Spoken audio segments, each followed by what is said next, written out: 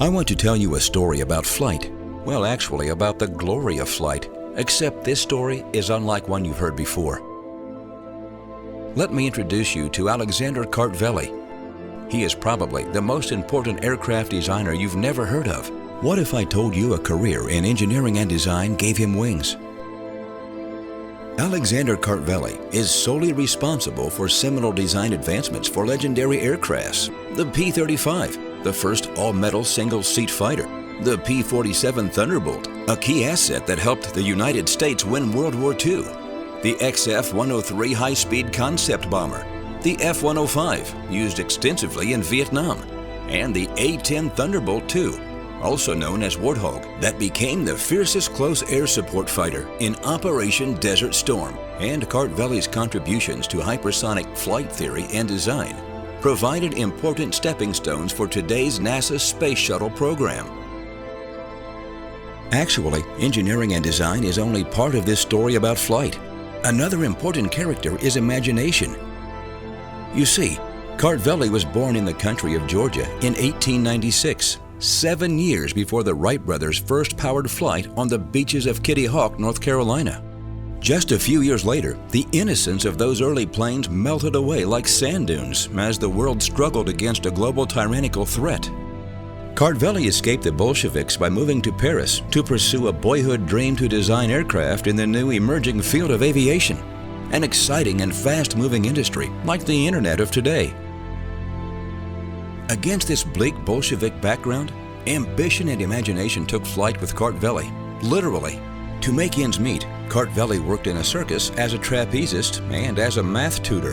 And while in aviation school in Paris, one of his plane designs miraculously set a world speed record. Soon thereafter, Kartveli came to the United States as a penniless immigrant as head of engineering and design at Charles Levine's small aircraft manufacturing company. Levine's aviation ambition translated into a dream to build a planned 50-passenger transoceanic transport. This was a massive technical and design undertaking at that time. Kartveli designed the Uncle Sam to meet Levine's requirements. The Uncle Sam was built and tested in 12 test flights for this purpose, but never flew operationally. When Levine's aviation company failed, Kartveli joined forces again as chief engineer for Alexander de Seversky, another early aviation pioneer who also happened to be born in Georgia. Seversky Aircraft eventually became Republic Aviation, a major force in aircraft manufacturing through World War II and the conflicts that followed shortly thereafter. As World War II approached, Seversky became engrossed in formulating his theories of air warfare and used his political connections to further his vision. Shortly after the December 7, 1941 attack on Pearl Harbor, he wrote Victory Through Air Power, published in April 1942, advocating the strategic use of air bombardment. The book was used as the basis for a war-era animated film produced by Disney. At Republic Aviation, Kartveli designed some of the era's most important fighter planes, starting with the P-47. When Kartveli learned about the military's new performance requirements, he sketched an initial design of the P-47 on the back of an envelope. The aircraft needed more speed, power, and range, and also more load-carrying ability than other combat pursuit planes. Thus was born the famous P-47, also called the Thunderbolt.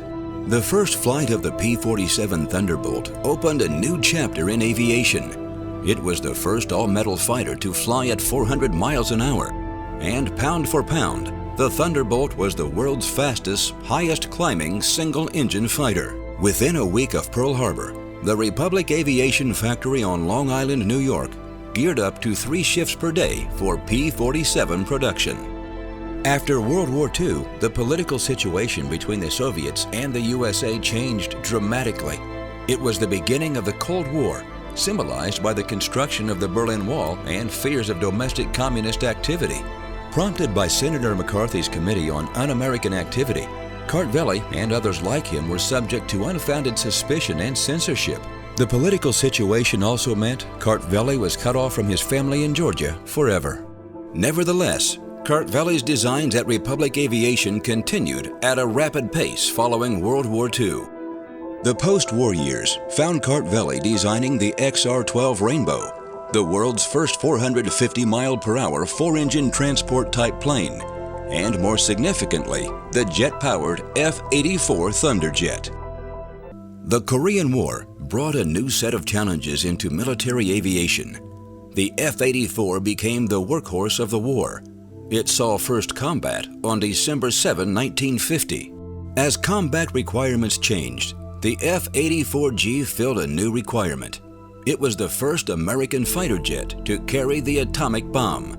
Republic built 4,457 F-84 Thunderjets. Kartveli's aviation genius impacted the outcome of America's conflicts in ways no aircraft designer had done before. Naturally, the media captured Kartveli's immutable sense of imagination in articles in which he expounded on the future of civilian aviation and spaceflight. In fact, much of Kartveli's vision was inspired by peaceful civilian uses for aircraft. He was an important contributor to early space shuttle designs as an advisor to NASA. He always reached for the sky. Kartveli led the way in contributions to supersonic flight with numerous aircraft that broke the sound barrier. Kartveli was a collaborator on many projects. He worked closely with Antonio Ferri on a new design called the Scramjet. Kartveli focused on airplane design, while Ferri addressed difficult problems in aerodynamics and propulsion. The two men formed a professional and highly competitive working relationship, and together produced the experimental XF-103 design, which would have been capable of speeds exceeding Mach 3.